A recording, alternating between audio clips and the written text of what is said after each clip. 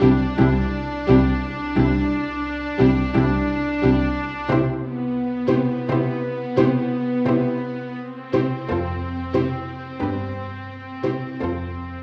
guys, it's Ashley. We just got back from a wonderful trip to Orlando, Florida, and we went to SeaWorld Orlando. And for those of you that don't know, I and my son are gluten intolerant. So we were trying to find out and do some research on some places to eat in SeaWorld for our trip, and I couldn't find hardly anything to research and plan what I could and couldn't eat. So I decided to be the one to research this and put it out on the internet. So we went and tried a bunch of different restaurants in and around the SeaWorld Orlando area. Originally, I had wanted to make a video dedicated to the gluten-free options inside SeaWorld. But after actually visiting SeaWorld, I realized that that wasn't going to be as feasible because we didn't eat every meal of the days that we went to SeaWorld. We spent 3 days at SeaWorld. We didn't eat every meal at SeaWorld, mainly because I didn't have a whole lot of options. My son didn't have a whole lot of options. And so we had to find other places around. One day we ate at a Moe's outside of SeaWorld. It was like 3 miles away. And that worked. There were some days that we ate at our hotel. We actually were staying on Disney property at Disney's Old Key West Resort. And so we had access to Disney Springs. And so we got a lot of stuff, breakfast and dinner around those areas on some of those days. And Disney's Old Key West Resort is about a 20-minute drive away from SeaWorld, so it wasn't very far. You have to take into consideration the fact that a lot of the dining establishments inside SeaWorld are not as educated about gluten intolerance or celiac disease. They're not as aware of what even gluten is there as they are in the Disney bubble. So if you're somebody who goes on Disney trips a lot of the time, that's something to take into consideration. And this restaurant right here, which is Expedition Cafe, was one of the ones that had listed that it had gluten-free options. We visited there on our first day, and so I was like, okay, yeah, I looked at the menu, it's got gluten-free options. I ended up in not being able to get what I thought I was going to get because there was a lot of cross-contamination risk. And so what I ended up getting was a prepackaged gluten-free pizza, and I'm going to show the video of that right here. It was adequate. It got me from point A to point B. When I checked out, the woman who checked me out at the register was like, "What in the world do you have on your plate?" She had never checked out a gluten-free pizza while she had worked there. So it's not as well known. And that was what I came across a lot of the time. And it was not very busy when I went there for the first couple of days. But then we went on the weekend and it was very busy on the weekend. And so there were a few different places that we ended up going to that I had to sort of be my own advocate and talk to the people and make a little bit of a fuss to get what I needed. And when I got that gluten-free pizza, it took them 20 minutes after I got to the restaurant and waited in line to tell them that I needed the gluten-free pizza for them to actually get it out to me. So everybody else coming and going, and I had to wait 20 minutes just standing up in that sort of waiting area inside, and my family had already gone to sit down. Luckily, we were able to eat in one of the air-conditioned areas there, but it was still a bit of a hassle. It was after this meal that I decided to email the people in charge of dining at SeaWorld, and they sent me this list of restaurants that had gluten-free options. and we decided to eat at the Dine with Orcas the following day. This is the menu for the Dine with Orcas that was available there. It was a wonderful meal, my favorite meal that I ate at SeaWorld.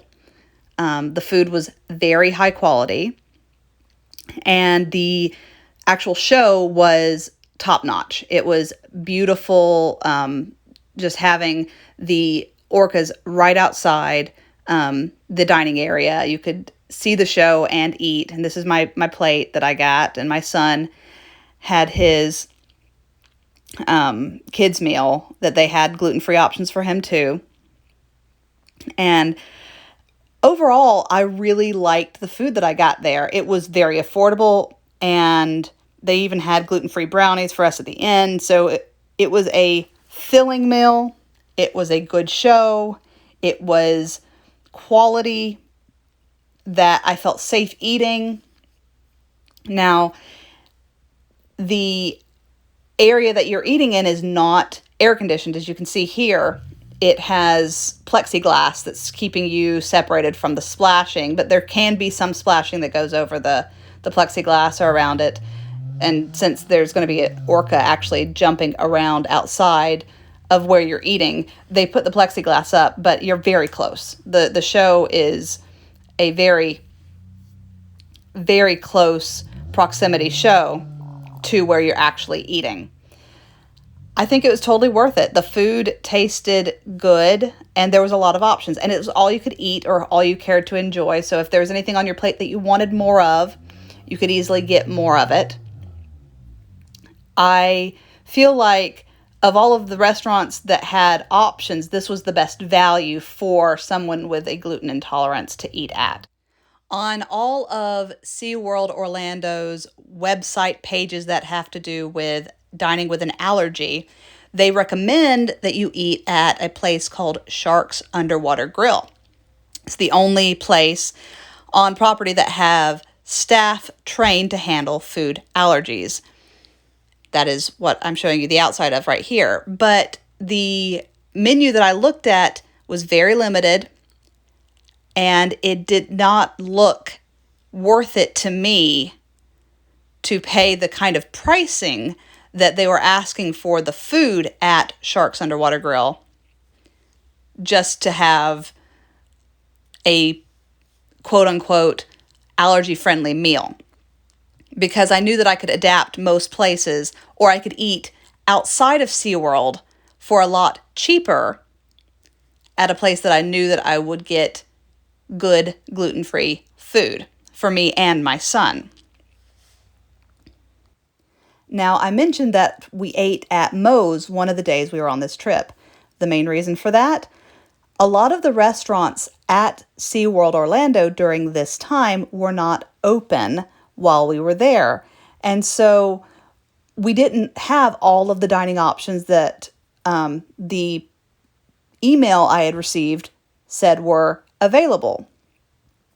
There was a sort of Tex-Mex restaurant that we wanted to eat at that was not open, which is the day that we ended up going to Moe's, because I had gotten in my heart that I wanted Tex-Mex. And I was very upset because of the fact that there was such a lack of variety, and a lot of the restaurants just didn't have options or they weren't open. Now, there was a barbecue restaurant that we ended up eating at one of the days that we were there, and it was very good. It was Voyager Smokehouse, and it was a very good option, but it was a little bit more complicated because they didn't have all of the options that it said was listed on the menu. And so I had to sort of adapt because one of the things that the email I had received said was a gluten-free option at Voyager's was the brisket salad, brisket Caesar salad. And that was not available the day that I went to the restaurant, but I was able to get brisket and a salad that didn't have croutons on it. It was completely gluten-free. And I just sort of adapted and put Caesar salad dressing on it and made a mock brisket Caesar salad. And my son was able to eat meat, and They had some fruit there, but a lot of the sides were not gluten-free. A lot of the things that you might think were gluten-free were either cooked in a cross-contaminated oil or in an area that's not kept separate from other things that have gluten in them. So it wasn't necessarily safe for me or my son to eat those foods. Even if it wasn't explicitly gluten filled, it may have touched something with gluten on it. And so you had to be very careful, especially in places that were kept in sort of mutual hot pans. Those were a little bit of a problem. And overall, the lack of knowledge with the staff was a bit of a headache, because unless you're really going to educate the people there, which is not your job, you're on vacation, you're not supposed to have to educate people about what gluten is while you're on your vacation, or at least you don't feel like you need to. But for your own sake, you're going to have to at a lot of places if you're trying to explain what you need done, especially when it's crowded and there are a lot of people trying to get food at the same time, which is meal times. I would recommend going at a time that is not peak eating hours. And one of the things they recommend on the website is to email the staff and let them know that you're coming ahead of time so that they can have options ready for you.